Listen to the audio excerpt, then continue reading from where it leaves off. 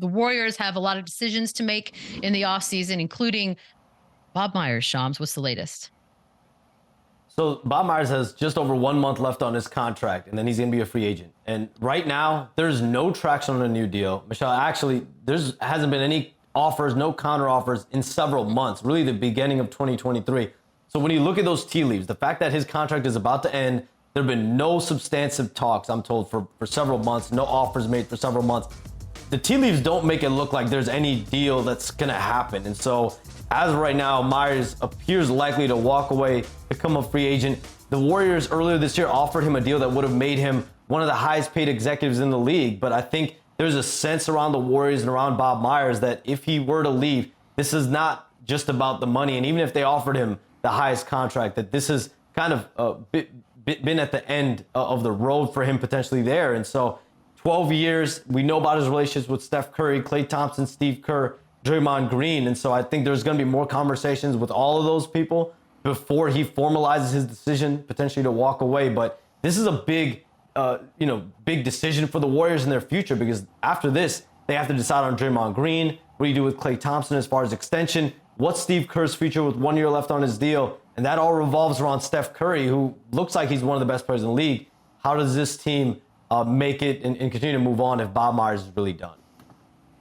Yeah, Bob Myers, he's brilliant. He's been a huge piece to the success of this whole Warriors dynasty, and I love the fact that he was an agent and then he became a front office member. So he sees both sides. He's relatable. He's a great guy, and maybe this is just him wanting to he's done all he can here and he wants to go do it again somewhere else. But he's an impressive dude, and he's obviously a huge piece, being executive of the year, different things like that in his role. He's one of the best there ever was, and they have a lot of decisions to make too. So whoever takes over that job, they got big time decisions to make regarding her and Klay and Draymond. So if I'm them, I'm re-signing this guy because he's one of the best. Right? Who wants to walk in and make all of those decisions? That's a tough place to be. Shams, thank you so much. We'll talk to you in the morning.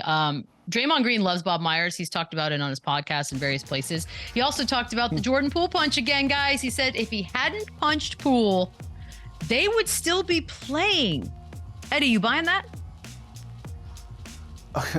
Look, that clearly broke their. I don't want to curse. I don't want to do the Chandler thing, but yet no duh. It obviously fractured the team and will do so going forward. We'll have ramifications that will affect that team for years ahead. People are already thinking, are they going to get rid of Jordan Poole this year? Shams reported a week ago that they're ready to offer Draymond a long-term extension. The same thing with Klay Thompson.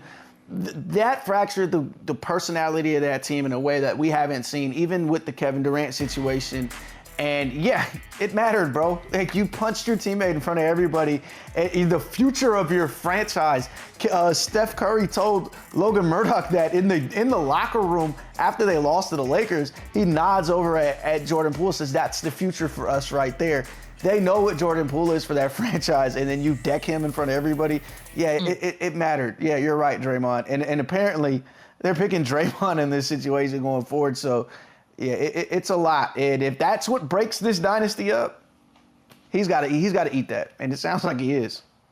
Yeah, this is something you don't forget as a player, as a person, as a man, as a teammate. Jordan Poole was embarrassed. And I'd even go as far as saying this had a role in Jordan Poole's, unsuccessful run here towards the end of the season. So if I'm the Warriors, I'm not re-signing Draymond Green. I think that they've already made their decision with Jordan Poole early. Now he's struggled throughout the playoffs, but this is something he's had to deal with all season long. Like I said, he's publicly embarrassed. He's got to play with the dude that laid you out for the whole world to see. That's going to affect you. That's going to linger. You could say all the right things you want, but this is not going to just get.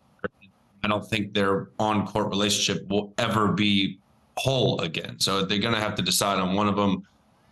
One of them's a lot younger, and one of them's an offensive real talent that can sub in. So who knows? But it's not something that they're ever going to get over. Man, just don't punch the dude. We'll be back to wrap things up. The running back, run it up, running back, run it up, the running back.